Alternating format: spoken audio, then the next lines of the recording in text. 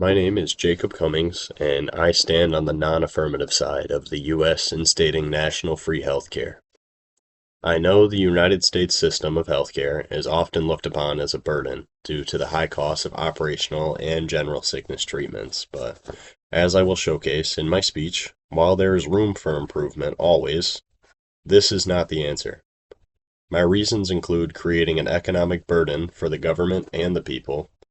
It could lead to a decrease in quality of care. It could decrease the freedom of choice. And lastly, it opens the door for misuse of resources and inefficiency in the industry. Let's start by defining terms before I state my reasons. The bureaucracy is a system of government in which most of the important decisions are taken by state officials rather than elected representatives. Simply put, the bureaucracy are those federal government entities that employ millions of workers who occupy positions in a wide range of presidential cabinet agencies. They also are employed in independent regulatory commissions, specialized offices, and public and private corporations. The bureaucratic overhead.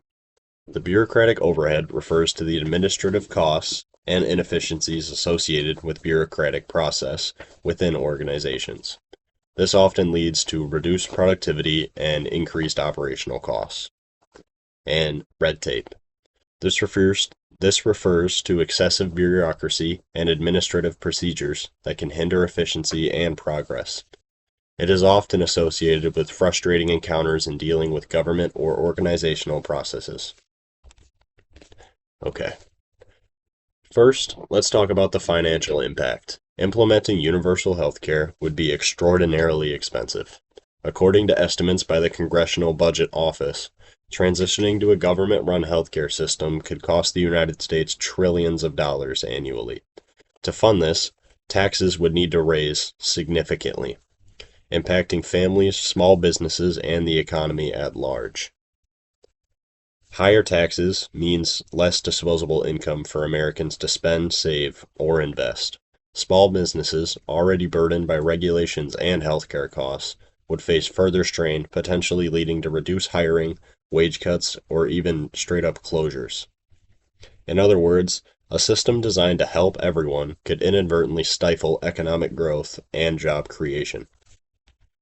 Moreover, government programs are prone to inefficiencies. History has shown us that when the government handles large-scale services, costs often rise due to bureaucratic overhead, mismanagement, and lack of market competition.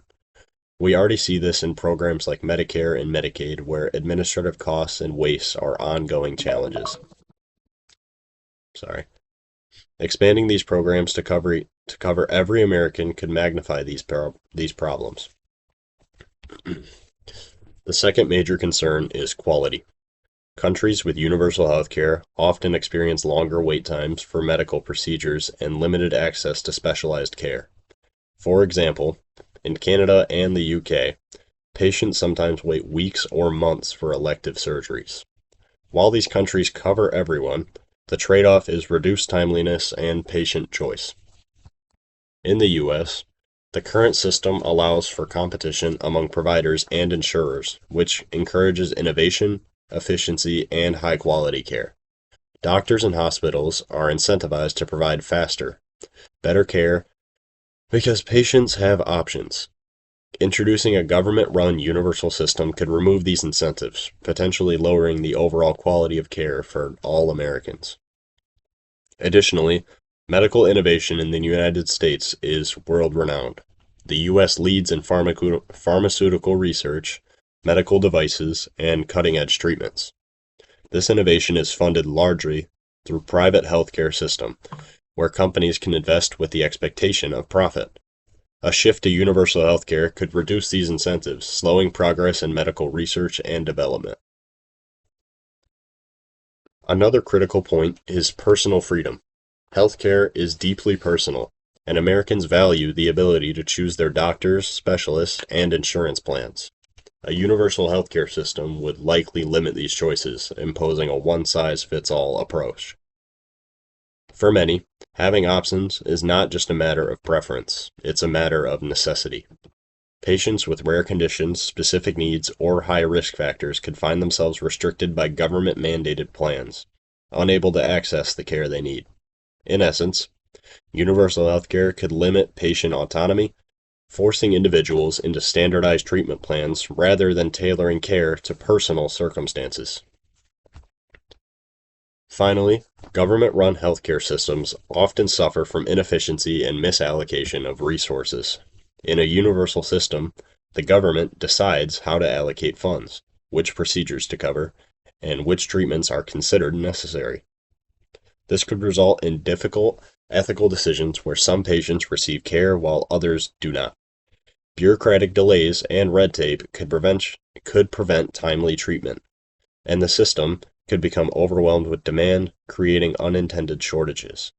Unlike a private system, where supply and demand balance more naturally, a government monopoly on healthcare could inadvertently create scarcity and frustration. Now, some might argue that universal healthcare ensures coverage for all and reduces medical bankruptcies. While this is a valid concern, it's important to note that there are alternative solutions that don't require full government control. For example, expanding access to private insurance, offering tax credits, and imposing affordability through regulatory reform can provide coverage without the downsides of universal healthcare.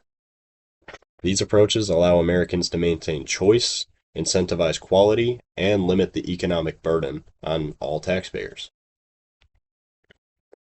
In conclusion, while the idea of universal healthcare may seem appealing in theory, in practice it carries serious risks.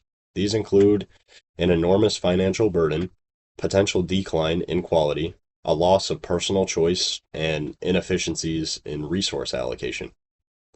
The United States should focus on improving and expanding the current system in ways that maintain innovation, competition, and individual freedom rather than adopting a one-size-fits-all government program.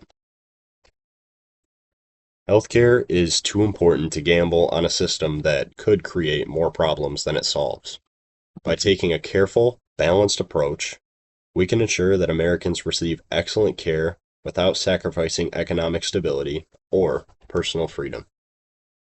Thank you, and have a great day.